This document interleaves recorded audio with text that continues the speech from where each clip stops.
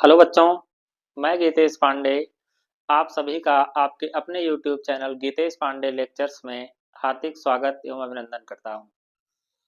आशा करते हैं कि बोर्ड परीक्षा की तैयारी आप लोगों की अच्छी चल रही होगी और आप लोग स्वस्थ और मस्त होंगे।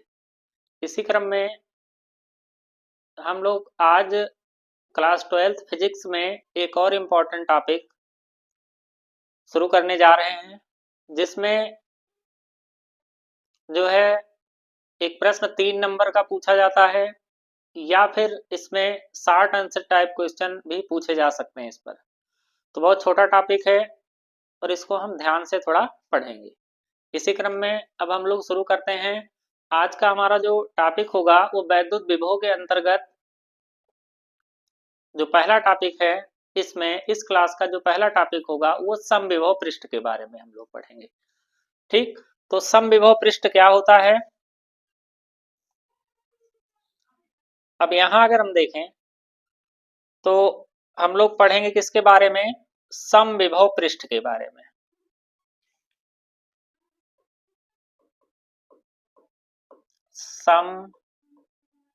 समविभव पृष्ठ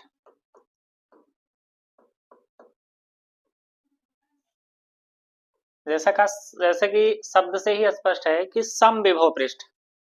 जैसे समविभव पृष्ठ क्या होगा? सम का मतलब यहाँ क्या होता है? सम का मतलब बराबर, विभव का मतलब जिस पृष्ठ पर विभव कैसा हो, समान हो, उसे हम क्या कहेंगे? समविभव पृष्ठ कहेंगे।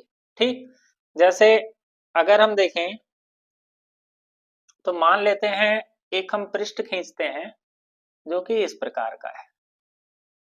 ये हो गया हमारा एक पृष्ठ।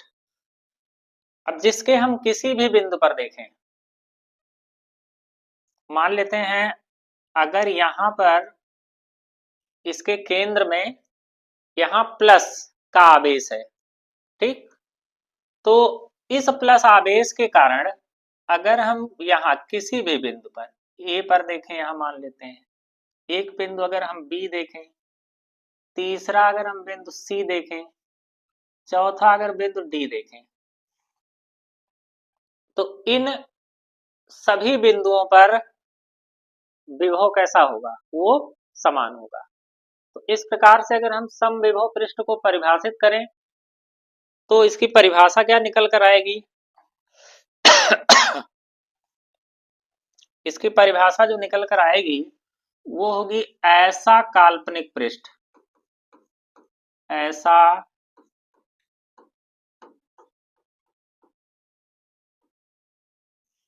काल्पनिक पृष्ठ जिसके सभी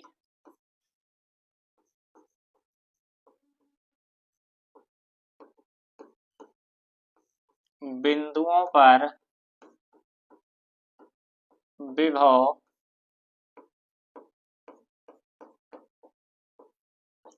समान होता है। क्या कहलाएगा यहां? वो होगा समविभव पृष्ठ कहलाता है।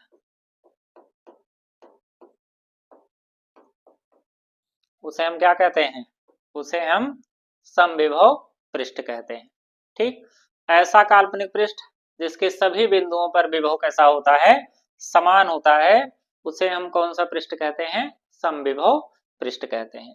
कभी कभार ये परिभाषा जो है पूछ ली जाती है बोर्ड पेपर में, तो बोर्ड परीक्षा के दृष्टिकोण से ये इंपॉर्टेंट प्रश्न है।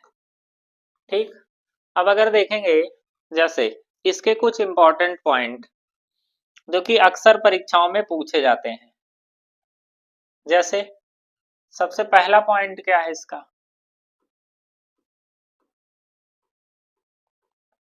पहला अगर पॉइंट देखें तो जो समविभव पृष्ठ होगा, समविभव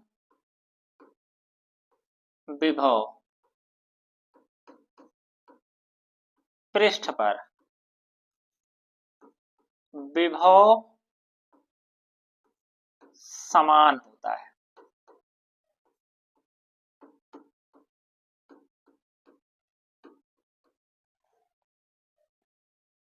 ठीक, समविभव पृष्ठ पर, या ऐसे भी लिख सकते हैं कि समविभव पृष्ठ पर सभी बिंदुओं पर, सभी बिंदुओं पर विभव कैसा होता है, वो समान होता है। ठीक, अगर जैसे यहां पर विभव देखें, यहां पर विभव देखें, यहां पर विभव देखें, यहां पर विभव देखें, ए बी सी डी किसी भी बिंदु पर अगर हम विभव देखें तो वो कैसा होगा, समान होगा। इसका जो दूसरा पॉइंट होगा वो क्या होगा, अगर हम समविभव पृष्ठ पर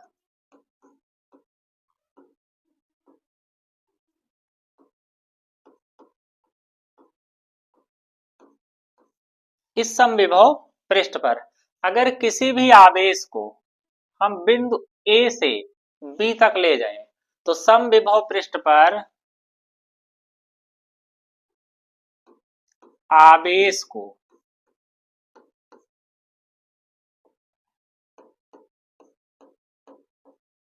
एक बिंदु से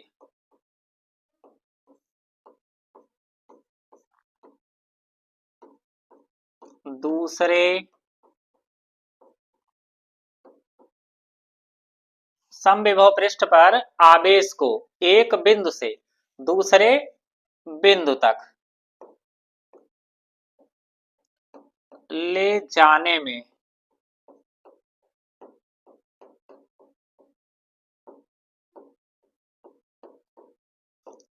किया गया कार्य शून्य होता है।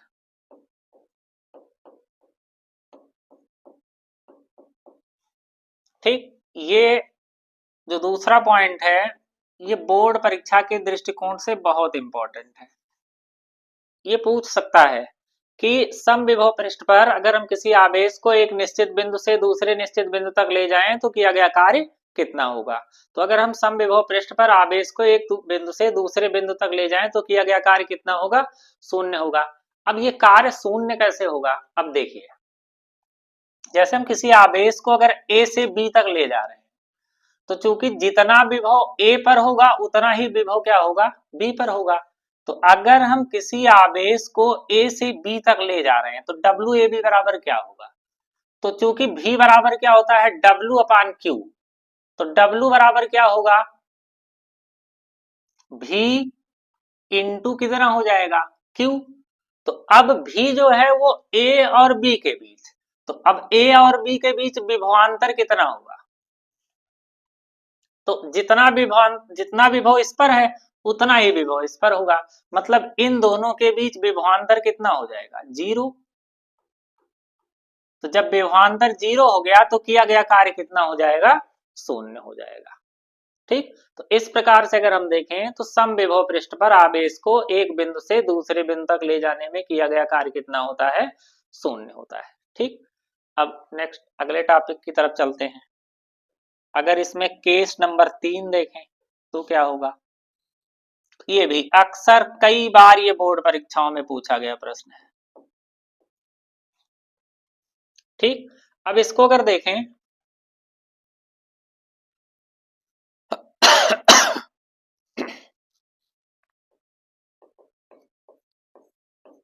सम विभव पृष्ठ पर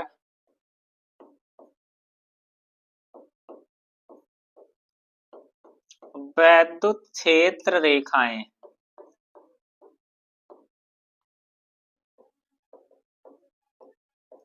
सदैव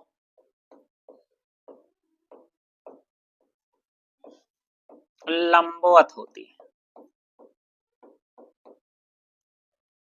अगर हम इस समविभव पृष्ठ पर वैद्युत क्षेत्र रेखाएं देखें, देखिए जैसे वैद्युत क्षेत्र रेखाओं का मतलब क्या है कि जैसे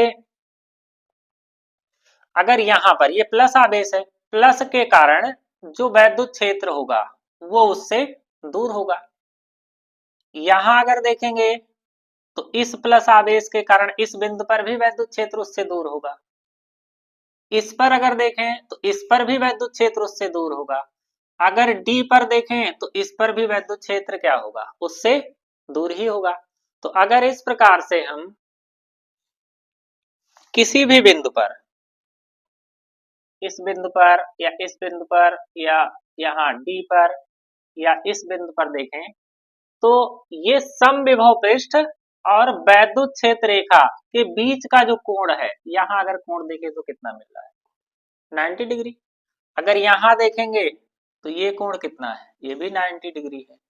ये कोण कितना है, ये भी 90 डिग्री है। ये कोण कितना है, ये भी कितना है, 90 डिग्री है।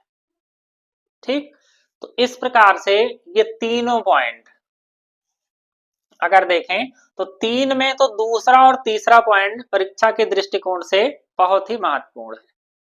ठीक, तो इस प्रकार से ये जो हमारा टॉपिक था वो क्या था, समविभव पृष्ठ। ठीक, संभवतः ये टॉपिक आपको अच्छे से समझ में आया होगा। ठीक, अब अगर हम इस पर अगले टॉपिक की तरफ चलते हैं, इसी चैप्टर के अंतर्गत अब हमारा जो अगला टॉपिक होगा वो आवेशित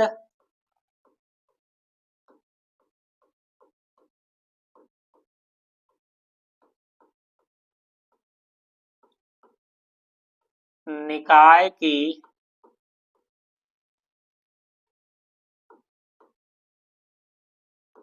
वैद्युत स्थितिज ऊर्जा।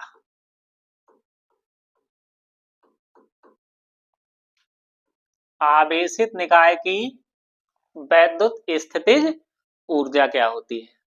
ठीक, यहां से ज्यादातर जो है सो सवाल पूछे जाते हैं। इस डेरिवेशन के अंतर्गत बोर्ड परीक्षा में ज्यादातर क्या पूछे जाते हैं, वो आंकिक प्रश्न पूछे जाते हैं। तो अब सबसे पहले अगर हम देखें यहाँ, तो किसी आवेशित निकाय की वैद्युत स्थितिज ऊर्जा क्या होती है। देखिए,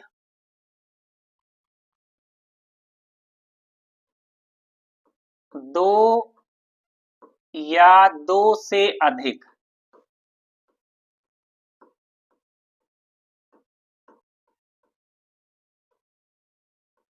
दो या दो से अधिक आवेशों को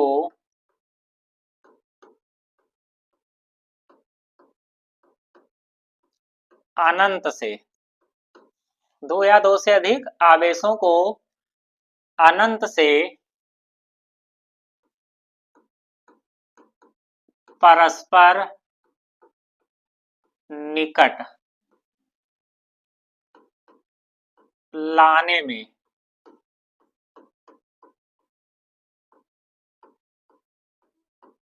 किया गया कार्य। दो या दो से अधिक आवेशों को अनंत से परस्पर निकट लाने में किया गया कार्य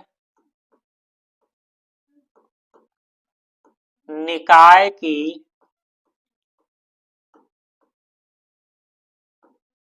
वैद्युत स्थितिज ऊर्जा कहलाता है। तो इस प्रकार से अगर हमको ये देखना है कि किसी आवेशित निकाय की वैद्युत स्थितिज ऊर्जा क्या होती है, तो दो या दो से अधिक आवेशों को अनंत से परस्पर निकट लाने में जो भी हम कार्य करेंगे वही क्या होगा, उसमें स्थितिज ऊर्जा के रूप में संचित हो जाता है। ठीक, क्योंकि दुनिया की, संसार की कोई भी ऊर्जा है, कोई भी ऊर्जा है, वो क्या है, वो कार्य का एक रूप है। ठीक, तो इस प्रकार से अगर हम देखें, तो अगर हम ऊर्जा को परिभाषित करें, किसी आवेशित निकाय की वैद्युत स्थितिज ऊर्जा, जैसे अगर हम किसी भी आवेश को, जैसे देखिए मान लो हमारे पास दो आवेश हैं, एक है Q1 और दूसरा है Q2। और ये दोनों आवेश कहां पर हैं अभी? अनंत पर हैं। और इनको अगर हम परस्पर निकट लाएं, जैसे इस Q1 को मान लेते हैं हम A तक इसको ले आ रहे हैं, फिर इस Q2 को हम बिंदु B तक ला रहे हैं, और ये एक दूसरे से कितनी दूरी पर हैं? R दूरी पर हैं। तो यहां तक अगर लाने में इन दोनों आवेशों को अनंत से इस दोनों बिंदु तक लाने में जो भी हम कार्य करेंगे वही उसमें स्थितिज ऊर्जा के रूप में संचित हो जाएगा। ठीक, तो सर्वप्रथम हम क्या करते हैं, इसमें से मान लेते हैं Q1 आवेश को अनंत से बिंदु A तक लाने में किया गया कार्य। अगर सबसे पहले हम क्या लिखेंगे कि Q1 आवेश को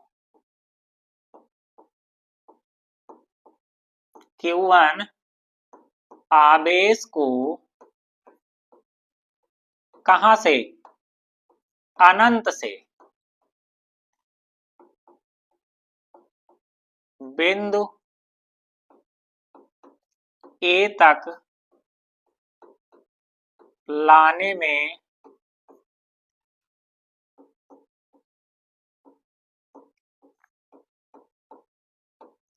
किया गया कार्य। अगर यहां पर किया गया कार्य कितना है, मान लेते हैं W1 है। Q1 आवेश को देखिए, एक Q1 का आवेश है जो कि कहां पर है? अनंत पर है। इसको हम अनंत से कहां तक ला रहे हैं? A तक। लाने में किया गया कार्य कितना होगा? तो चूंकि W बराबर क्या होता है, जैसे अगर हम विभव की बात करें तो V बराबर क्या होता है? W अपान Q। तो W बराबर क्या हो जाएगा? VQ। इसका मतलब हमको यहां क्या देखना है कि इस बिंदु A पर विभव, बिंदु A पर विभव और इनटू आवेश, और कितने आवेश को हम ले आ रहे हैं? Q1 आवेश को ला रहे हैं। तो ऐसी स्थिति में अब W1 बराबर कितना हो जाएगा? A पर विभव। अगर इस पर हम विभव देखें तो देखिए, यहां पर पहले से कोई आवेश उपस्थित ही नहीं है, मतलब यहां पर कोई वैद्युत क्षेत्र उपस्थित नहीं है। और जब तक कोई वैद्युत क्षेत्र उपस्थित नहीं होगा तब तक यहां पर जो विभव का मान होगा वो कितना होगा? 0 होगा। ये बात ध्यान रखना है हमको कि जब तक यहां पर कोई भी आवेश उपस्थित नहीं होगा, क्योंकि अगर हम विभव को परिभाषित करें, जैसा कि हम इसके पहले वाले वीडियो में पढ़ चुके हैं कि विभव होता क्या है कि किसी परीक्षण आवेश को अनंत से, किसी भी परीक्षण आवेश को अनंत से वैद्युत क्षेत्र के भीतर लाने में किया गया कार्य। तो ये क्या है? ये है वैद्युत क्षेत्र। और चूंकि यहां पर पहले से कोई आवेश उपस्थित ही नहीं है तो यहां पर कोई वैद्युत क्षेत्र नहीं होगा, और अगर वैद्युत क्षेत्र नहीं होगा तो इस आवेश को लाने में हमको कोई भी कार्य नहीं करना पड़ेगा, और जब कार्य नहीं करना पड़ेगा तो वहां पर विभव क्या हो जाएगा? 0 हो जाएगा। ठीक, तो ये टॉपिक समझ में आया आपको अच्छे से? तो अब W1 बराबर क्या हो गया? 0 हो गया। ठीक, अब देखें, अब तो बिंदु आ जो है Q1 आकर यहां पर उपस्थित हो गया है। ठीक, और इसको लाने में हमने कितना कार्य किया है? वो कार्य हो गया हमारा 0। अब देखें, अगर Q2 आवेश को, Q2 आवेश को अनंत से, अब देखें जैसे Q1 आवेश यहां पर आ गया है, अब अगर हम इस Q2 आवेश को ले आए, और वो कहां से ले आए? जैसे देखिए, ये जो Q1 आवेश है ये यहां पर आकर पहले से उपस्थित हो गया है। ठीक, यहां इस पे अगर देखें, अब देखें अगर हम Q2 आवेश को, जो हमारा कौन सा आवेश है ये? Q2। अगर हम इस Q2 आवेश को अनंत से कहां तक ले आए? इस बिंदु B तक, जो कि A से कितनी दूरी पर है, मान लेते हैं R दूरी पर ले आए, और अब दोनों को मिलाकर हमने क्या किया, एक निकाय बना दिया। निकाय का मतलब जिस पर कार्य किया जा सके। तो अब यहां पर क्या बन गया, ये निकाय बन गया। तो अब लाने में, चूंकि अब जो यहां पर जो आवेश आ जाएगा, जो Q1 है, वो क्या करेगा, अब इस बिंदु पर विभव लगाएगा, या विभव स्थापित करेगा। क्योंकि देखें तो अगर कोई स्थिर बिंदु आवेश है, जैसा कि हम इसके पहले पढ़ चुके हैं, अगर कोई स्थिर बिंदु आवेश है और उससे कुछ दूरी पर, R दूरी पर अगर कोई बिंदु है, तो यहां पर विभव क्या होता है, वो होता है KQ/R। इसके पहले वाले वीडियो में हम पढ़ चुके हैं। अगर वो आपने नहीं देखा है तो आप उसको जो है देख सकते हैं। ठीक, देख सकने का मतलब क्या है कि उसको अगर आप देखेंगे तभी आप इन टॉपिकों को अच्छे से समझ पाएंगे। क्योंकि किसी भी चैप्टर के शुरुआती अगर क्लास आप नहीं अटेंड करेंगे तो आप उस चैप्टर को अच्छे से पढ़ नहीं पाएंगे। और वीडियो को जो है बहुत तेजी के साथ, बहुत जो 2x 3x करके बच्चे देख लेते हैं, वहां से भी वो चीजें जो है उनको क्लियर समझ में नहीं आती हैं। यहां से जो है हम लोग पूरा फुल कॉन्सेप्ट के साथ जो है फिजिक्स को सीख रहे हैं। तो इसलिए जरूरत क्या है कि वीडियो को अच्छे से आप देखिए। जब तक आप अच्छे से नहीं देखेंगे पूरा क्रम से, तब तक आप चीजों को अच्छे से समझ नहीं पाएंगे। और परीक्षा में किसी भी प्रकार का अगर कोई भी प्रश्न थोड़ा सा घुमा देगा तो आप उसको कर भी नहीं पाएंगे फिर। तो इसीलिए आपसे अनुरोध है कि आप जो है उस कोई भी क्लास, अगर जैसे जो भी चैप्टर आप अटेंड करना चाह रहे हैं, जो भी चैप्टर आप पढ़ना चाह रहे हैं, उसको जो है क्या कीजिए, आप एक क्रम से जो है उसको देखिए। ठीक, तभी आप अच्छे से चीजों को पकड़ पाएंगे। तो यहां पर किसी बिंदु आवेश के कारण जो विभव होगा वो क्या होता है, वो होता है V बराबर KQ/R। तो अब Q2 आवेश को अनंत से कहां तक ला रहे हैं, बिंदु B तक। तो अनंत से बिंदु B तक लाने में किया गया कार्य। तो अब यहां पर जो कार्य होगा वो कितना होगा, मान लेते हैं W2। तो W2 कितना होगा, अब यहां पर कार्य, अब देखिए, अब यहां से एक आवेश उपस्थित है, जब पहले से कोई एक आवेश आकर यहां उपस्थित है तो अब ये क्या करेगा, इस पर विभव लगा देगा। मतलब अगर देखें तो ऐसे अगर सेम लिखते हैं इसको, तो बिंदु B पर विभव और इनटू कितना होगा, जिस आवेश को हम ले आ रहे हैं, तो वो आवेश होगा Q2। तो इस प्रकार से हमारा जो कार्य निकल कर आएगा W2 बराबर, अब बिंदु B पर विभव, तो अब इस बिंदु पर विभव कितना होगा, वो बिंदु पर विभव होगा जो कि किसके कारण है, ये Q1 के कारण।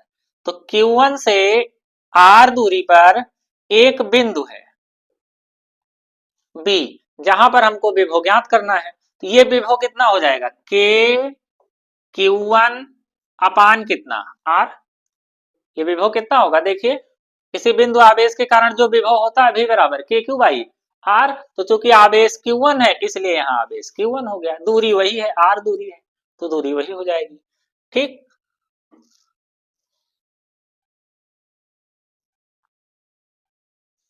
अब यहाँ संभवतः ये चीजें आपको अच्छे से समझ में आ गई होंगी। ठीक, तो अब यहाँ पर अगर हम देखें तो अब ये कितना हो गया हमारा, KQ1/R और इनटू कितना है ये Q2। तो Q2 आवेश को अनंत से B तक लाने में जो किया गया कार्य है वो कितना है, KQ1 Q2 अपान R। ठीक, तो इस प्रकार से अगर हम यहां देखें तो कुल कार्य कितना होगा, तो कुल कार्य कितना हो गया, अब कुल कार्य तो ये होगा W बराबर W1 प्लस W2। तो अगर ये W1 प्लस W2 हो गया। तो इस प्रकार से अगर हम देखें तो W बराबर W1 कितना है 0 और W2 कितना होगा, वो होगा K Q1 Q2 अपान R।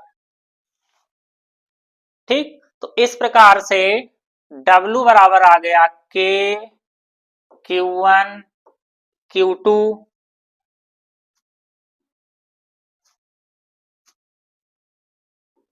K Q1 Q2 अपान कितना हो गया R। तो जो भी हम निकाय बनाने में जो भी हम कार्य करेंगे वही क्या होगा, उसकी वैद्युत स्थितिज ऊर्जा कहलाता है। तो यही हो जाएगी हमारी वैद्युत स्थितिज ऊर्जा U। तो इस प्रकार से अगर हम देखें तो इसकी जो वैद्युत स्थितिज ऊर्जा निकल कर आ गई वो आ गई U बराबर कितना,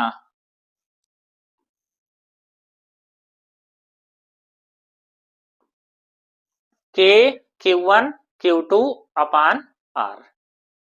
ठीक, तो आशा करते हैं आपको ये टॉपिक बहुत अच्छे से समझ में आ गया होगा। ठीक, तो अब इसमें अगर मान लेते हैं ये जो टॉपिक था हमारा वो था दो आवेशों के निकाय के लिए। ठीक, अगर यहाँ हम देखें तो ये जो हमारा टॉपिक है वो किसके लिए है, दो आवेशों के निकाय की। चाहे यहाँ हम लोग जो है लिख लेंगे, हेडिंग बना लेंगे दो आवेशों के निकाय की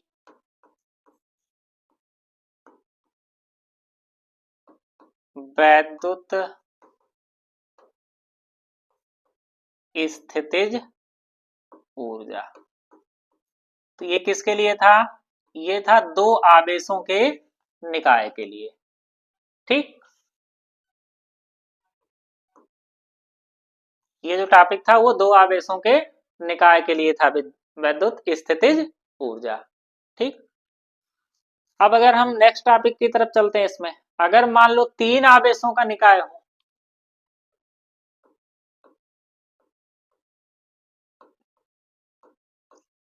तीन आवेशों के निकाय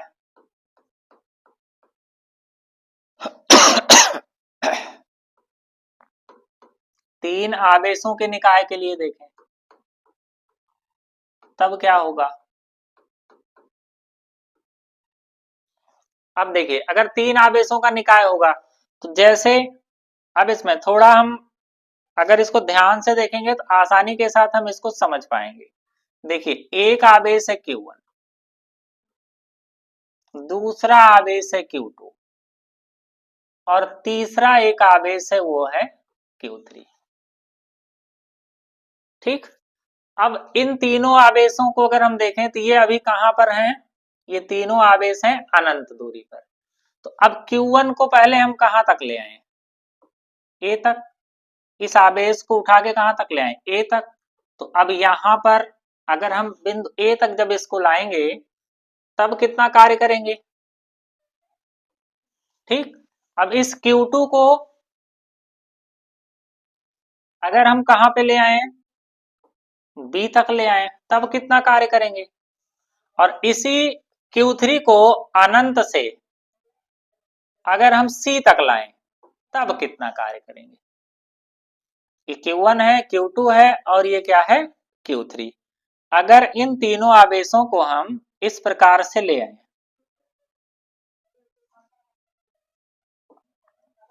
ठीक, तो अब कितना कार्य करेंगे। अब देखिए यहां पर सबसे पहले अगर हम इसकी दूरी देखें, इन दोनों आवेशों के बीच की दूरी, तो मान लेते हैं ये R12 है, एक से दो की दूरी R12। ये मान लेते हैं R23 है, दो से तीन की दूरी। और ये मान लेते हैं ये दूरी है R31। ठीक, तो इसके लिए अगर हम यहां पर स्थितिज ऊर्जा निकालेंगे तो देखिए जैसे तीन निकाय के लिए लिखना है, अब कुछ करना नहीं है हमको। सबसे पहले हम क्या करेंगे, यहां जितने भी निकाय के लिए देखना है स्थितिज ऊर्जा, उसके लिए एक शॉर्टकट तरीका क्या निकालेंगे हम, के लिखेंगे, कॉमन करेंगे और जितने आवेशों के निकाय के लिए होगा वहां पर हम लिखेंगे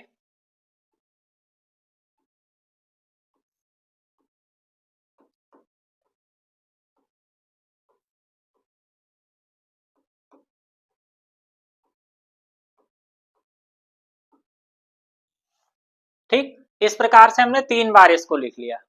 अब क्या करेंगे, अगर 3 आवेशों के निकाय के लिए तो देखिए अगर इसको हम 3 आवेशों के लिए देखें तो एक, एक के बाद क्या आएगा यहाँ, दो, दो के बाद क्या आएगा, तीन, और तीन के बाद फिर से क्या आ जाएगा, एक। अगर यहाँ देखें तो एक के बाद दो, दो के बाद तीन और तीन के बाद एक।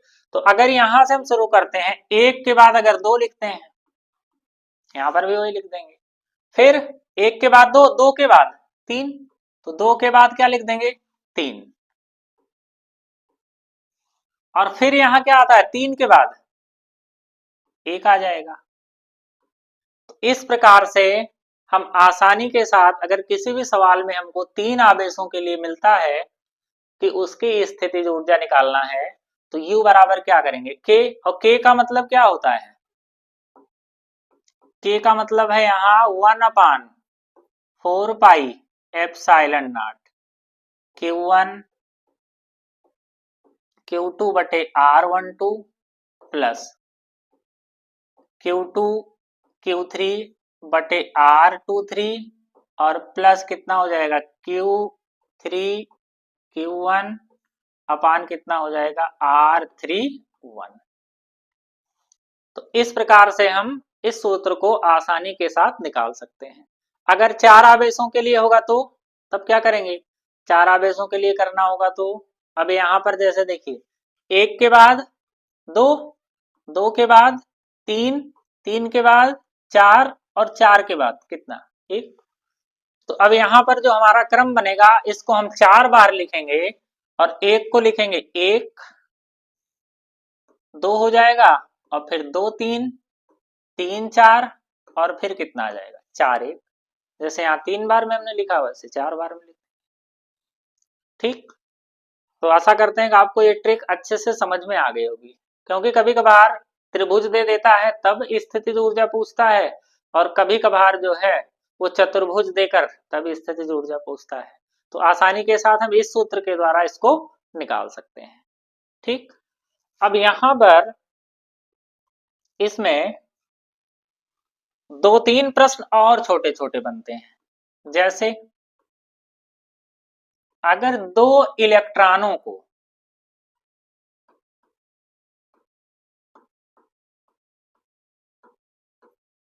परस्पर निकट लाएं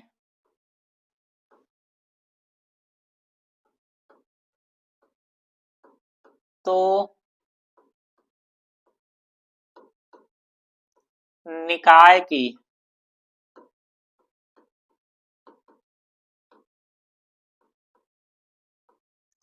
स्थितिज ऊर्जा पर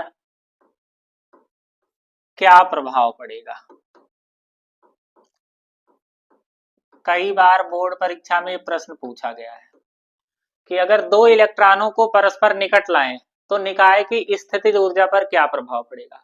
अब यहां अगर देखें तो बच्चे गलती कहां करते हैं, देखिए जैसे निकाय की जो स्थितिज ऊर्जा होती है उनके पास जो सूत्र है वो K Q1 Q2 अपान कितना है R। तो अब वो ये सोचते हैं कि जो U है ये प्रपोर्शनल टू 1/R हो गया, मतलब अगर इन्हें हम परस्पर निकट लाएंगे मतलब R का मान अगर घटेगा तो U का मान क्या होगा, बढ़ जाएगा। ठीक। लेकिन यहां पर अगर ध्यान से सोचें तो चूंकि यहां पर हमको करना क्या है कि यहां जो स्थितिज ऊर्जा है वो कार्य को देखेगा, वो कि कब हम कार्य ज्यादा करेंगे कब हम कार्य कम करेंगे। अब देखिए जैसे अगर हम दो इलेक्ट्रॉन हैं, मान लेते हैं एक इलेक्ट्रॉन ये है और दूसरा इलेक्ट्रॉन ही है। अब चाहे इलेक्ट्रॉन की बात हो या प्रोटॉन की बात हो, दोनों अगर सेम होंगे तब क्या होगा, देखिए अब जैसे जब इसको निकट लाओगे तो चूंकि इस पर भी ऋणावेश है, इस पर भी ऋणावेश है, तो ये एक दूसरे को ये क्या करेंगे, प्रतिकर्षित करेंगे, धक्का देंगे।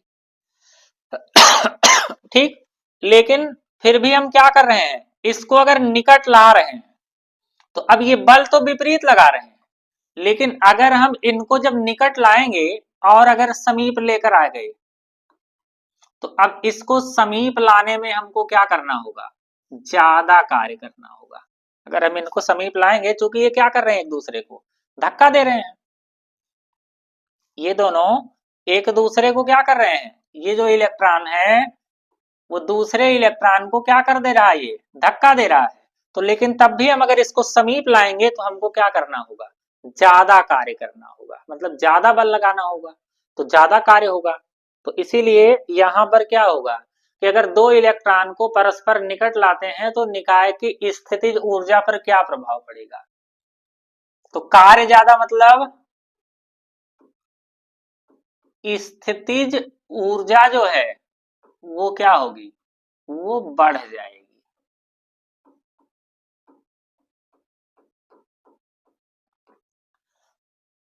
इसी प्रकार से अगर हम दो प्रोटॉनों को भी समीप लाएंगे तब भी उसकी स्थितिज ऊर्जा बढ़ जाएगी। ठीक, लेकिन अगर हम देखें कि इलेक्ट्रॉन को प्रोटॉन के अगर समीप लाएं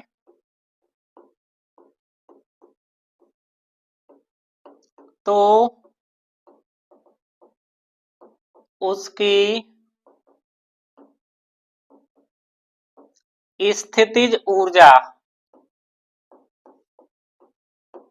पर क्या प्रभाव पड़ेगा। अगर हम देखें इलेक्ट्रॉन को प्रोटॉन के समीप लाएं तो क्या होगा, अब देखिए अगर इलेक्ट्रॉन है, मान लेते हैं ये एक इलेक्ट्रॉन है यहाँ और ये एक प्रोटॉन है यहाँ, अगर इसको हम समीप लाएं तो देखिए इलेक्ट्रॉन और प्रोटॉन के मध्य जो है वो कौन सा बल लगेगा, क्योंकि इस पर प्लस चार्ज है, इस पर माइनस चार्ज है, एक दूसरे को आकर्षित करेंगे। तो ये पहले से ही समीप आना चाह रहे हैं, एक दूसरे को आकर्षित कर रहे हैं, इसलिए हमको इनको समीप लाने में जो कार्य करना पड़ेगा वो कम करना पड़ेगा, और जब कार्य कम होगा तो स्थितिज ऊर्जा का मान भी क्या होगा, कम होगा। तो इसलिए यहां पर जो इनकी स्थितिज ऊर्जा होगी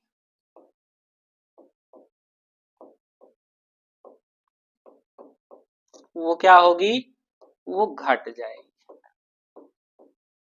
तो निकाय की स्थितिज ऊर्जा होगी वो क्या होगी, घट जाएगी। ठीक, अगर यहां पर दूरी के अनुसार देखें कि अगर u प्रोपोर्शनल टू 1/r देखेंगे तो यहां पर ये कॉन्सेप्ट फेल हो जाएगा इसके लिए।